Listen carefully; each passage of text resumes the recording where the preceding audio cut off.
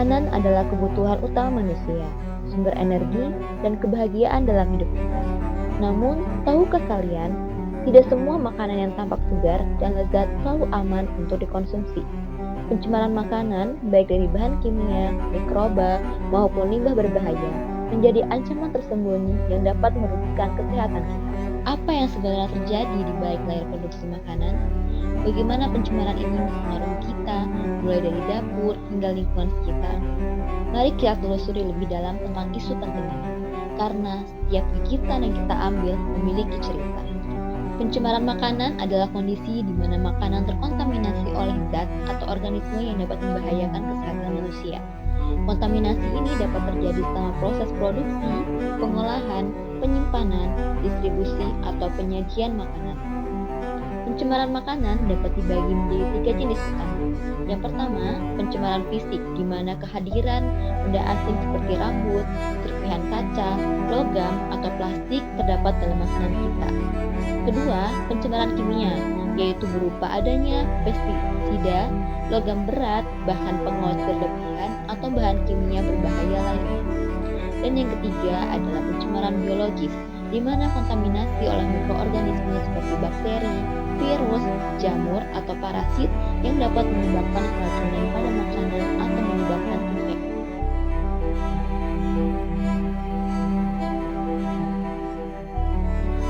Pencemaran makanan memiliki dampak serius yang dapat mempengaruhi kesehatan manusia, lingkungan, dan ekonomi. Berikut adalah beberapa dampaknya. Yang pertama, dampak pada kesehatan manusia seperti keracunan makanan akibat kontaminan biologis seperti bakteri Salmonella, E. coli, atau virus norovirus.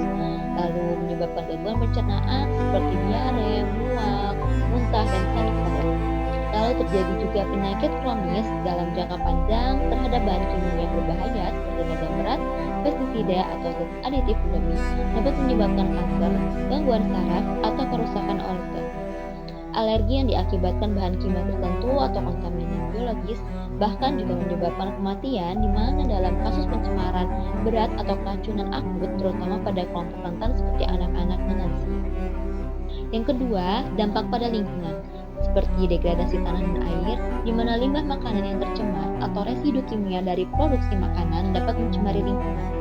Lalu gangguan ekosistem, di mana pencemaran makanan ini juga dapat merusak aneka-ragaman hayati dan siklus alami di alam.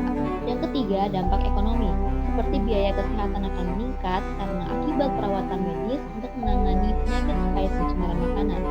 Lalu kerugian industri makanan, di mana terjadinya reputasi yang buruk, penarikan produk, dan tuntutan hukum dapat menyebabkan kerugian yang besar. Lalu pemborosan sumber daya, di mana makanan yang terkontaminasi seringkali harus dibuang sehingga menyebabkan kerugian besar pada rantai pasok. Lalu yang keempat adalah dampak sosial, seperti penurunan kepercayaan konsumen, di mana konsumen menjadi lebih waspada dan ragu terhadap produk makanan tertentu. Dan yang terakhir adalah ketidakstabilan keamanan pangan, di mana pencemaran yang meluas dapat mengancam ketersediaan makanan yang aman. Faktor penyebab pencemaran makanan ada faktor biologi.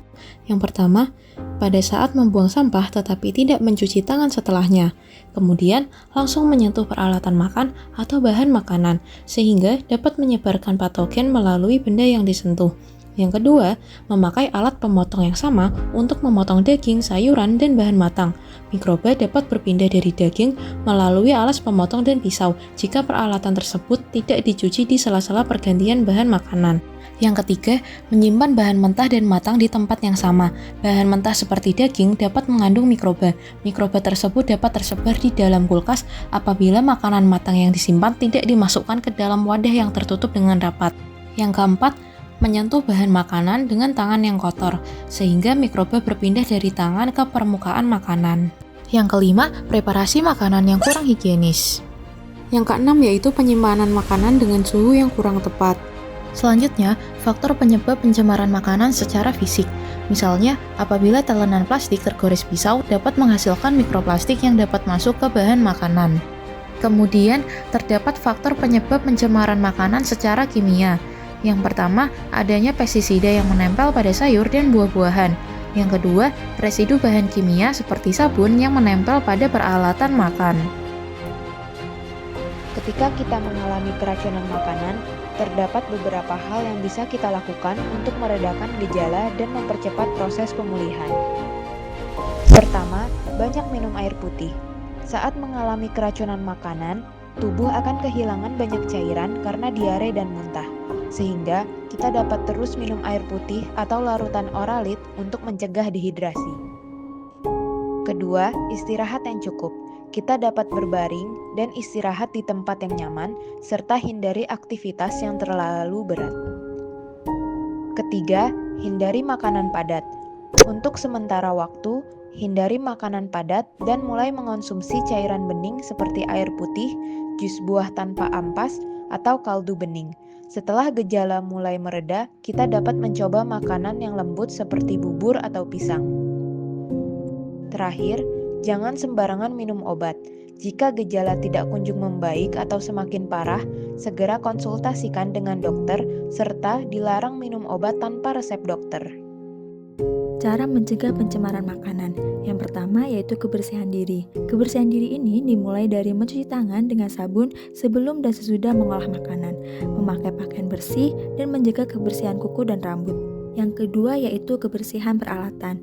Kebersihan peralatan ini meliputi mencuci peralatan masak dengan bersih menggunakan sabun dan air yang mengalir. Kemudian, memastikan peralatan tidak berkarat atau rusak. Yang ketiga yaitu penyimpanan makanan. Menyimpan makanan pada suhu yang tepat atau dingin untuk makanan yang segar dan panas untuk makanan yang matang. Kemudian menyimpan makanan menggunakan wadah tertutup, lalu dipisahkan antara makanan mentah dan matang. Yang keempat yaitu pemilihan bahan makanan. Pemilihan bahan makanan ini meliputi dari memilih bahan makanan yang segar, kemudian memperhatikan tanggal kadaluarsa, dan menghindari makanan yang kemasannya sudah rusak. Yang terakhir yaitu pengolahan makanan. Jadi, cara kita memasak makanan sangat mempengaruhi kandungan gizi di dalamnya. Setiap metode memasak memiliki kelebihan dan kekurangan dalam hal mempertahankan nutrisi. Metode memasak ini ada 5. Yang pertama, menggoreng, kedua, merebus, ketiga, mengukus, keempat, memanggang, dan yang kelima yaitu membakar. Pada proses menggoreng, kandungan lemak itu sangat meningkat drastis karena adanya penyerapan oleh minyak goreng. Vitamin yang terlarut dalam lemak seperti vitamin A, D, E, dan K bisa lebih mudah diserap oleh tubuh, namun vitamin yang larut dalam air seperti vitamin C dan B kompleks itu cenderung akan hilang. Pada proses merebus, banyak vitamin yang larut dalam air yang masih terjaga, walaupun sebagian tetap hilang ke dalam air rebusan. Dan beberapa mineral penting bisa larut dalam air rebusan. Metode memasak selanjutnya yaitu mengukus. Mengukus merupakan metode paling baik untuk mempertahankan vitamin dan mineral. Akan tetapi, waktu memasak ini bisa lebih lama dibandingkan menggunakan metode yang lain. Selanjutnya yaitu memasak dengan metode memanggang. Proses pemanggangannya melibatkan suhu tinggi dan waktu yang lama, dapat menyebabkan beberapa nutrisi penting, terutama vitamin yang larut dalam air seperti vitamin C dan beberapa vitamin B kompleks menguap atau rusak. Kemudian, jika makanan dipanggang terlalu lama atau pada suhu yang terlalu tinggi, dapat terbentuk senyawa yang berpotensi berbahaya seperti akrilamida. Akrilamida merupakan senyawa yang dapat meningkatkan risiko dari beberapa jenis kanker. Metode memasak yang terakhir yaitu membakar. Pembakaran pada suhu tinggi dapat menghasilkan senyawa karsinogen seperti hidrokarbon aromatik polisiklik dan amina heterosiklik. Senyawa ini dapat meningkatkan risiko kanker jika dikonsumsi dalam jumlah banyak. Kemudian, membakar seringkali menghasilkan ketidakmerataan pematangan pada makanan. Bagian luar makanan bisa gosong sementara bagian dalamnya masih mentah. Oleh karena itu, dapat ditarik kesimpulan bahwa pencemaran makanan adalah kondisi di mana makanan terkontaminasi oleh zat atau organisme yang berbahaya bagi kesehatan manusia. Kontaminasi ini dapat terjadi di berbagai tahap, mulai dari proses produksi, pengolahan, hingga penyajian makanan. Dampak dari pencemaran makanan dapat menyebabkan gangguan kesehatan ringan, seperti diare, hingga penyakit serius seperti keracunan makanan atau infeksi kronis. Oleh karena itu, langkah pencegahan seperti menjaga kebersihan, memastikan proses pengolahan higienis, dan mematuhi standar keamanan pangan sangat penting untuk mengurangi risiko pencemaran makanan.